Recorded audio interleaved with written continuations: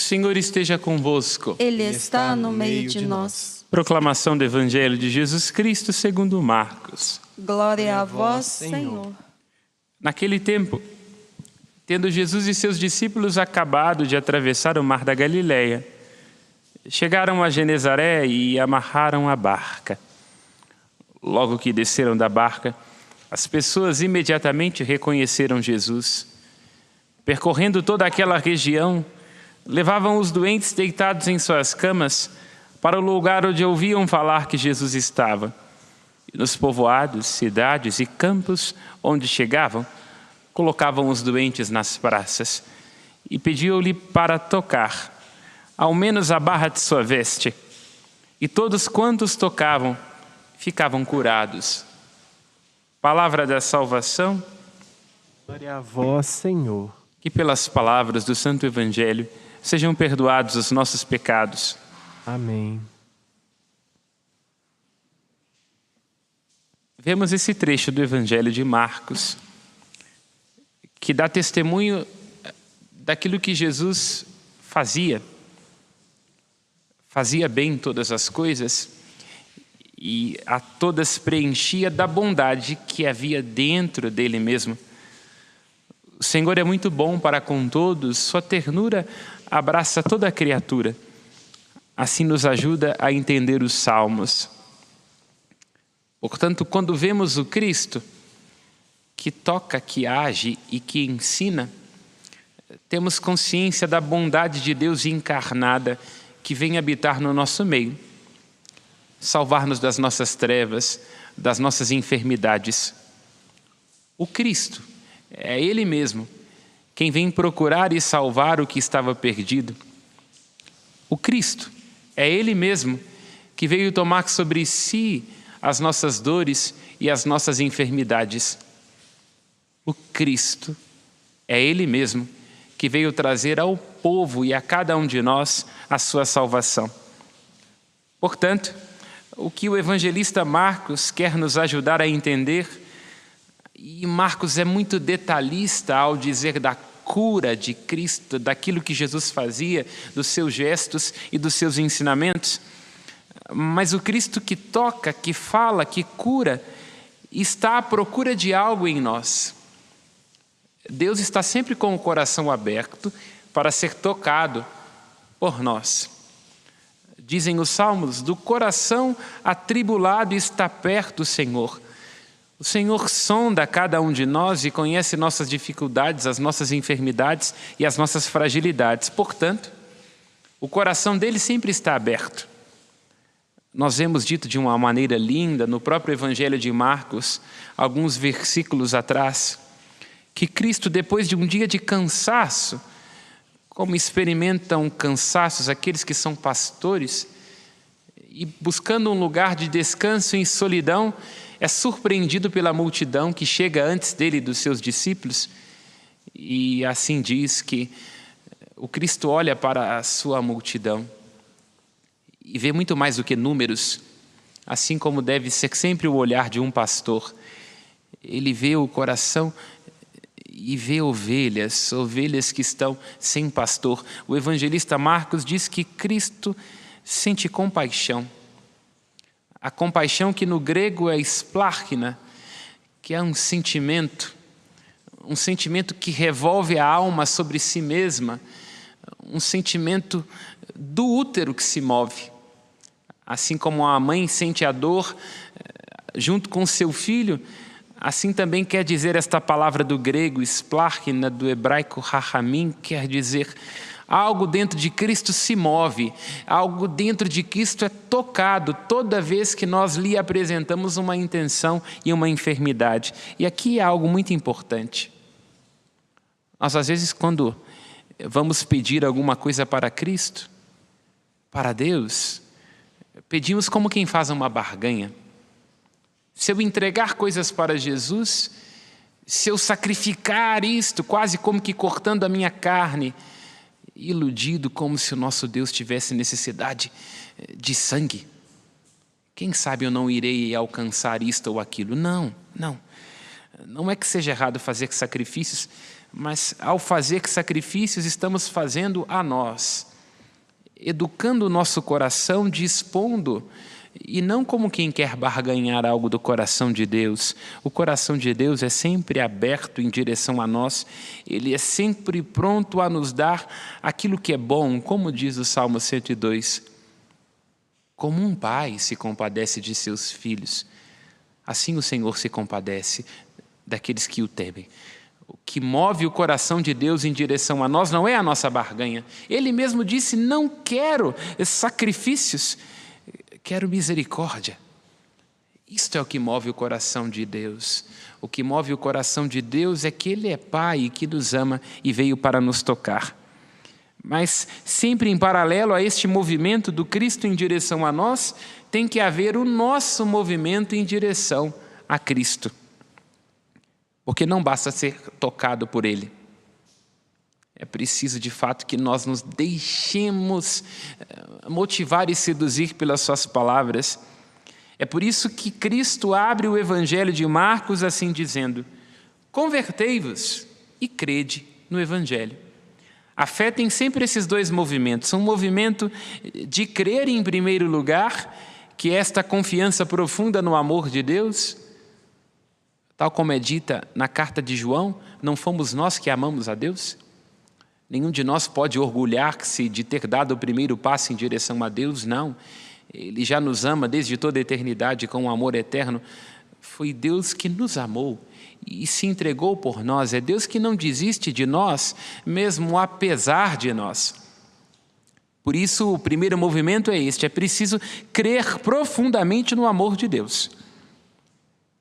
E às vezes nós, quando cometemos as nossas falhas, nós, quando tomamos consciência das nossas sombras, nós, quando temos alguma dificuldade, algum desencontro, alguma enfermidade, temos dificuldade de crer no amor de Deus. Meus irmãos e minhas irmãs, se nós não cremos que Deus nos ama, se nós não cremos que Ele fala conosco e que vela sobre nós, nós perdemos tudo. Sem fé é impossível experimentar o toque de Cristo. É por isso que Ele sempre diz, após de uma cura: vai, tua fé é que te salvou. Mas junto a esse movimento da fé, que é um salto no coração de Deus, que já está aberto em direção a nós, este movimento da fé que é nos refugiarmos nas chagas de Cristo, para que estas chagas nos preservem de todo perigo e curem as nossas enfermidades, é preciso um outro movimento, que é o movimento da conversão. Crede no Evangelho, mas também convertei-vos. E nós vemos, como está no Evangelho de Marcos, este que acabamos de ler, em outras passagens da Escritura, como era difícil para o povo e como era difícil também para nós fazermos a experiência da conversão. Alguns poderão dizer: mas sou batizado, sou padre, ajudo na igreja, como ainda é preciso que eu me converta? Sim, meus irmãos e minhas irmãs, todos nós, todos os dias, temos que fazer esta experiência da conversão do nosso coração, porque o nosso coração tende a enrijecer-se. Nós tendemos a nos acostumar com o amor, com o desamor. Nós tendemos a nos acostumar com os nossos egoísmos. Nós tendemos a, pelas dificuldades da vida, pelo cansaço e pelas decepções, nos fecharmos e o nosso coração se contrai. Por isso é preciso crer. Crer que significa deixar que o coração se dilate, de modo que nem mesmo as dificuldades e as contradições da vida nos impeçam de lançar em águas mais profundas. Às vezes é preciso, como líamos no Evangelho de ontem, escutávamos, ter determinados fracassos para lançar em águas mais profundas. Às vezes é preciso fazer esta experiência. E também eu crer ajuda-nos a poder contar com Deus, a poder confiar na palavra, no amor de Deus e experimentá-lo de fato. Porque é possível, sim, é possível que nós tenhamos muito tempo de caminhada, é possível que nós cantemos na igreja, é possível que nós saibamos de cor e sorteado as datas e os calendários, é possível que nós recebamos a graça de uma cura de Cristo, como recebiam a graça da cura esses de que fala o Evangelho, mas nós não experimentemos o Senhor. É possível saber coisas sobre Deus e não experimentá-lo. É possível receber graças de Deus, mas sem que de fato a palavra dele faça morada em nossos corações e que nos converta. E nós temos que velar todos os dias, meus irmãos e minhas irmãs, tomando cuidado com isso, para não nos tornarmos profissionais do sagrado, para não nos tornarmos pessoas, como diz o profeta Isaías, que honram o Senhor com lábios, com novenas, e sabem as datas do santo tal, e rezam o terço tal, mas que têm o coração endurecido longe de Cristo. Como diz o profeta Isaías, este povo me honra com os lábios, mas o seu coração está longe de mim. Esta era e continua a ser uma das tristezas profundas do coração de Cristo. A multidão às vezes se aproxima do Cristo porque quer cura, porque quer benefício, porque quer realização de expectativa, quase como que dizendo que Cristo e que Deus tem que ser moldado segundo os nossos anseios. É preciso tomar cuidado com isso, meus irmãos e minhas irmãs. Nós somos feitos à imagem e semelhança de Deus e não o contrário. Não basta nos encantarmos com a palavra de Cristo. Não basta que nós achemos bonito o que Cristo diz. Não basta que nós estejamos confortáveis por cumprir preceitos e por sabermos de qual orações. É preciso fazer uma experiência do Cristo, caminhar com Ele. Se nós observamos bem, a multidão, a turba, se movimenta nessa ou naquela direção e vai atrás do Cristo porque deu maná, porque realizou a cura. E é o próprio Cristo quem diz no Evangelho de João, após multiplicar o pão, o povo que corre atrás do Cristo em busca da satisfação, o Cristo diz: vós não estáis atrás de mim porque vistes um sinal, mas porque ficastes satisfeitos. O nosso Deus, irmãos e irmãs, não existe somente para satisfazer o nosso estômago. Não existe apenas para curvar-se às nossas expectativas. O nosso Deus aqui está e é presença amorosa. E é um Pai que cuida de nós. É um Deus que tem rosto e vem a este mundo para nos salvar. Tomemos cuidado e cada um de nós fuja das igrejas, das pretensas igrejas que querem vender um Cristo de supermercado. Um Cristo que pode ser escolhido como um produto que traz prosperidade quando fazemos isto ou aquilo, um produto que preserva desta ou daquela situação, um produto que confirma a nossa expectativa, um Cristo que não nos chama à conversão, um Cristo que não nos torna maior do que nós mesmos. Este Cristo certamente será um falso profeta. Este Cristo certamente não será o Deus verdadeiro, não será o Cristo, o Filho de Deus encarnado que desce do céu para nos salvar. Repito, para fazer uma experiência verdadeira de crer e de converter-se, será preciso aproximar-se do Cristo e deixar que o Cristo nos transforme à medida do seu amor e não o contrário. É por isso que, se observamos bem no Evangelho de Marcos, o Cristo continuamente chama os seus discípulos para estarem a sós, para estarem na solidão. Nós tememos tanto estarmos a sós, com nós mesmos, com as nossas dificuldades, com as nossas verdades, as verdades autênticas. Nós queremos postar, nós queremos exibir, nós queremos que o Senhor se converta ao nosso desejo, que realize ao nosso tempo, à nossa vontade, mas temos pouco tempo para estar com Ele e para estar com nós mesmos. É preciso, irmãos e irmãs, que nós tenhamos momentos de atos sem testemunha, onde estamos só nós e Jesus, onde Ele nos ensina, nos educa, nos cura e nos ama. Sem esta experiência de um encontro profundo de intimidade, de ensino ao pé do ouvido do Cristo, sem uma oração que aprofunda a amizade com Jesus Cristo e não mera repetição de palavras, nós podemos ser cristãos somente pelo nome e não seremos cristãos de fato. Nós podemos correr atrás de Jesus e estar em lugares onde pretensamente estaria a presença de Jesus, mas não experimentamos da sua plenitude, da sua santidade e não nos transformamos. Para seguir Jesus, e se estivermos atentos ao Evangelho de ontem, é preciso fazer um movimento de deixar algo. Nós sempre temos coisas para poder pedir, não é? Que Deus nos dê, que Deus nos entregue, que Deus nos honre, Deus há de me dar a vitória. Mas o que é que nós estamos dispostos a renunciar por amor de Cristo? Não é que Ele tenha desejo de alguma coisa, não é que o nosso Deus seja um Deus do sofrimento e que vai nos pedindo coisas, seja um inimigo da nossa felicidade, não. Mas é que para ter uma experiência verdadeira com o Cristo, nós somos sempre convidados a deixar algo. Algo que a gente julga que é extremamente necessário. Deixar alguma pretensão, deixar alguma certeza, deixar alguma ilusão, para fazer a experiência das águas mais profundas, para fazer a experiência de estar com Cristo, para ser transformado por Ele e à medida da sua palavra.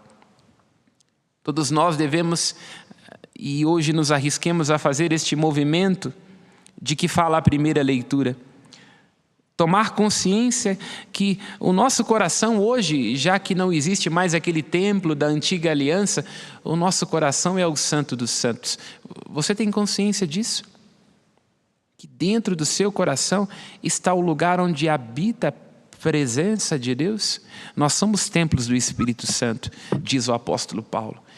E a este lugar, onde nós encontramos o Deus que é mais íntimo do que nós mesmos, o nosso amigo, o Deus que nos convida a mudar, a converter, o Deus que nos cura, é a este lugar que nós devemos todos os dias nos refugiar, para que Ele nos encontre com a sua graça e lance luz às nossas trevas.